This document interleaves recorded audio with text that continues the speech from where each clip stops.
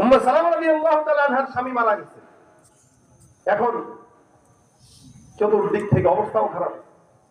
উনি বলেন আমি কি করব, তিনটা সন্তান নিয়ে আমার অবস্থা বাজে হয়ে গেছে। এমন হালতের ভিতরে তিনটা সন্তানকেও পালতে পারি না, আমি কি করব কি করব। আল্লাহর কাছে দোয়া করলাম, ইন্না লিল্লাহি ওয়া ইন্না ইলাইহি রাজিউন। আল্লাহ, যেটা হারাইছি, অনেক মানুষ আমাকে বিবাহের প্রস্তাব দেয়, তবে যেটা হারাইছি সেটার চাইতে যদি ভালো জিনিস পাই আল্লাহ পাক রব্বুল আলামিন, তাহলে আমি বিবাহের জন্য তৈয়ার থাকবো। অর্থাৎ আবু সালামা রাদিয়াল্লাহু তাআলা আনহু থেকে যদি ভালো কোনো স্বামী পাই, তাহলে সেই ক্ষেত্রে আমি দ্বিতীয় বিবাহের জন্য আমি প্রয়োজনে রাজি আছি। কিন্তু আবু সালামা এমন একজন বান্দা ছিল, আমার কাছে যারাই প্রস্তাব দেয় আমার কাছে মন বলে এরা কেউ আবু সালামার চাইতে উত্তম ছিল না, অথবা আবু সালামাই তাদের চেয়ে বেশি উত্তম।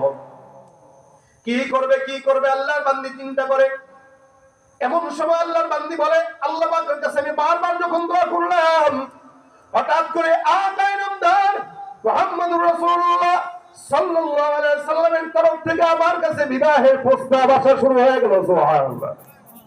দেখেন, উম্মে সালামা রাদিয়াল্লাহু তাআলা আনহা বলেন, আবু সালামাকে আমি হারাইলাম, আল্লাহর কাছে বারবার উত্তম জিনিসের জন্য দোয়া করলাম, আতাইনামদা মুহাম্মদুর রাসূলুল্লাহ সাল্লাল্লাহু আলাইহি সাল্লামের তরফ থেকে আমার কাছে বিবাহের প্রস্তাব চলে আসলো।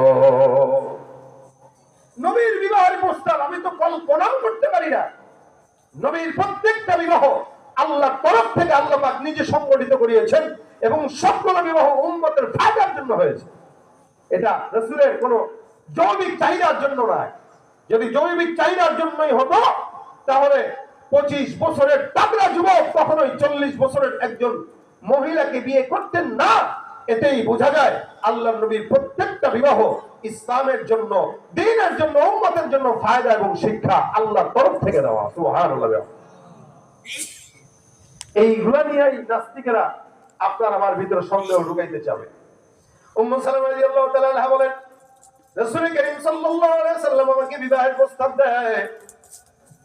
আমি বললাম আমার সন্তানগুলোর দায়িত্ব আপনি যে নিবেন এটা কষ্ট হয়ে যায়, আমি একা আপনার কাছে যাব, আমার সন্তানদের কি হবে? নবী বলেন, তোমার সন্তান যেন আমারই সন্তান। সুবহানাল্লাহ। বর্তমান সময়ে যারা বিধবাদেরকে বিয়ে করে, এরা শুধু বিধবাদেরকেই বিয়ে করে, কিন্তু সন্তানের দায়িত্ব নিতে চায় না।